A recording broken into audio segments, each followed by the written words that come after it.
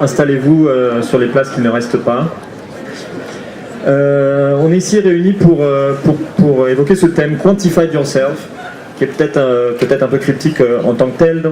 Donc le thème qu'on va vraiment traiter, c'est l'usage des données personnelles qui deviennent de plus en plus disponibles. Par exemple, je vous montre ce petit appareil-là, vous êtes nombreux à l'avoir dans votre poche.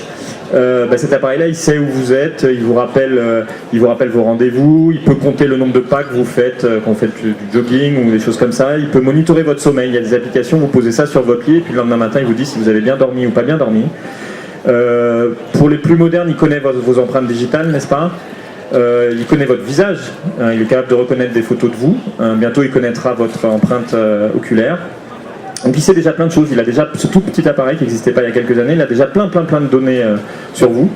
Et on peut imaginer encore plein d'autres fonctions, et on va le faire avec nos invités de ce genre d'appareil, dans plein d'autres objets. Bon, il y a des montres aussi qui sont un peu plus proches du corps et qui peuvent commencer à mesurer des choses presque plus intimes que les téléphones portables. Et donc il mesure et il stocke toutes ces données quelque part. Alors pour parler de cette humanité quantifiée, trois intervenants. Pascal Métayer au centre, qui est psychologue clinicien au CHU de Nantes, en psychiatrie adulte, dans le service du docteur Baucher. Alex Giester à ma gauche immédiate, qui est écrivain, traducteur, scénariste, dialoguiste, en particulier auteur de la série Les Contes du Soleil Noir, qui sont sortis cette année au Diable Vauvert, et dont on parlera tout à l'heure parce que ça résonne particulièrement avec le thème. Et à l'autre bout de la table, Jean-Claude Degnac, qui est ingénieur aéronautique et écrivain de plusieurs romans, d'au moins une centaine de nouvelles. Et tu t'intéresses en ce moment particulièrement au genre de questions qui sont posées par notre table ronde sur l'humain quantifié et puis tout ce qu'il y a autour de cet homme quantifié.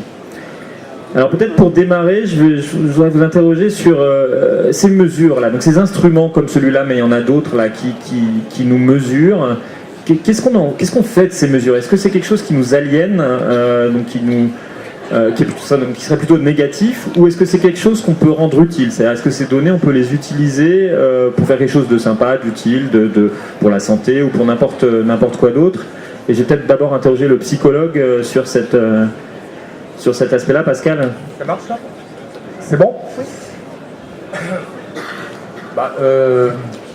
Je peux pas, comme ça, dire si un objet est utile ou pas utile.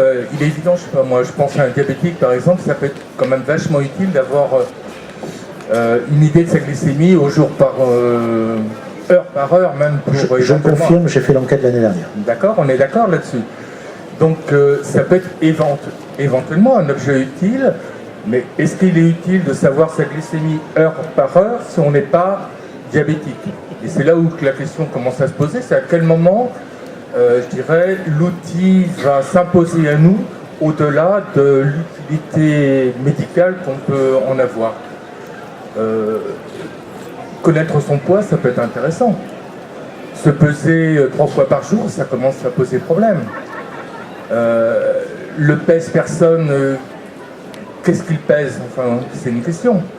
Il pèse un poids du corps, mais il ne pèse pas le sujet. Et c'est comme si le sujet essayait de trouver à travers ce chiffre, pour moi c'est 73, pour d'autres ça va être autre chose, ce chiffre qui va le déterminer, qui va dire qui il est. Je suis 73 kilos, ça ne veut rien dire de moi. Et pour autant, je vais m'accrocher à ce chiffre et peut-être me déterminer à essayer de le faire descendre à 70 parce que ça serait une norme qui serait peut-être plus dans la mode des temps. Et là, l'objet devient aliénant. Parce qu'il est celui qui nous donne la norme. Une norme qui est basée sur quoi ? Non plus sur une tradition, une histoire qui nous aurait été transmise de génération en génération. C'est une norme nouvelle qui est instituée uniquement, et tous les instruments de mesure qu'on a cités tout à l'heure, on peut même mesurer l'acte sexuel. Est-ce qu'on est performant ou pas ? Performant.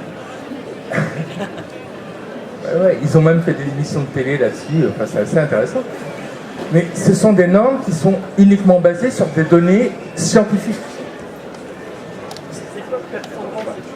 C'est-à-dire que ton cœur fonctionne correctement pendant l'acte, tes pulsations sont correctes, la durée de l'acte est correcte au regard correct au regard d'une certaine norme. C'est quoi la durée correcte d'un rapport sexuel? Alors c'est Alex est très scientifique parce inquiet. que moi ça me laisse aussi pantois. D'accord, on est d'accord. En tous les cas, il y a l'illusion d'une certaine norme qui nous dirait quel est notre poids, quel est le nombre d'actes sexuels qu'on doit avoir dans la semaine, dans le mois, dans l'année, combien de pas on doit faire dans la journée, combien de taux de sucre je peux absorber, etc. etc. Et ces normes-là nous sont données via ces appareils, alors pas par l'appareil lui-même, puisque l'appareil ne sort pas nulle part, il sort des inventions technoscientifiques. Et c'est la science qui vient nous donner les normes, et qui viendrait nous donner, 73 kilos, ce que je suis ou ce que je ne suis pas. Si je puis me permettre, je suis désolé, je vais faire chier déjà d'entrée, je démarre, je vous préviens, les gens qui ne me connaissent pas, vous allez savoir tout de suite. Si je peux me permettre, ta réflexion a 10 ans de retard, et je suis très désagréable, je le sais, pour une raison très simple. C'est que tu pars du principe qu'on a la norme qui est présupposée, qui est antérieure à la mesure, et qu'ensuite on fait la mesure pour vérifier comment on se comporte vis-à-vis de la norme.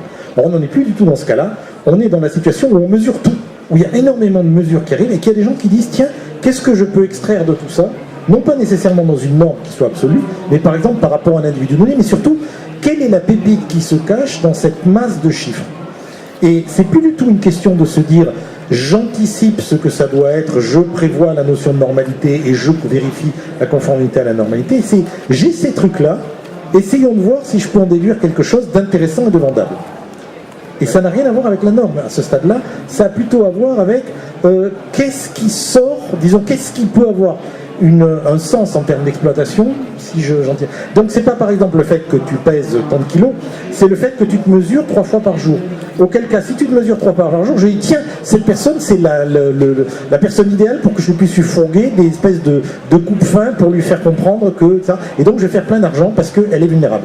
Donc à la limite son poids je m'en fous, son rapport à la norme je m'en fous, j'ai juste une donnée dans laquelle je me dis tiens, il y a quelque chose à tirer.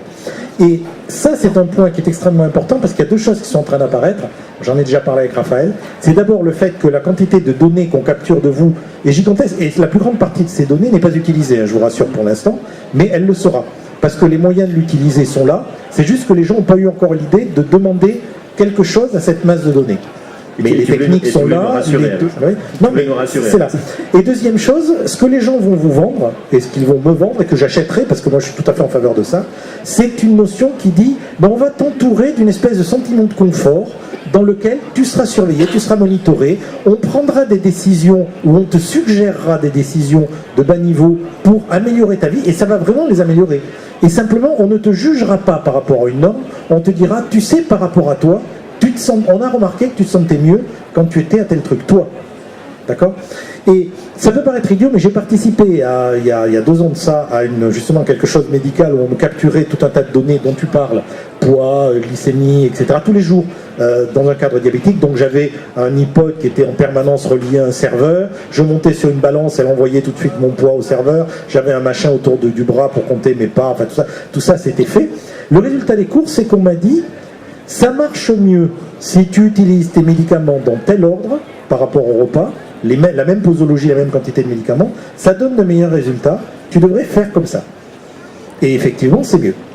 Ben ça, c'est une information qui n'était pas prévue, qui n'est pas une référence à la norme, qui est juste, on a analysé, on a dit, tiens, ça se passe mieux quand ça se passe comme ça, c'est de l'aléatoire.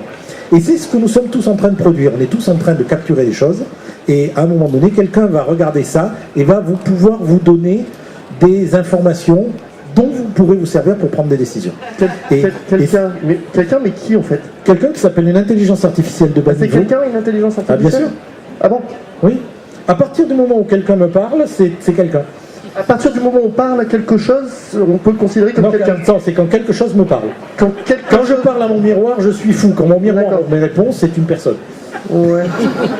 D'accord. Heureusement, je suis pas dans ces cas-là. La folie là. D'accord, non, mais quand j'ai dit quelqu'un, c'était un raccourci effectivement intéressant, tu fais bien de le faire remarquer, mais il y a des processus qui vont nous permettre de dire, tu sais, on a analysé tout ça, on en tire le sentiment que...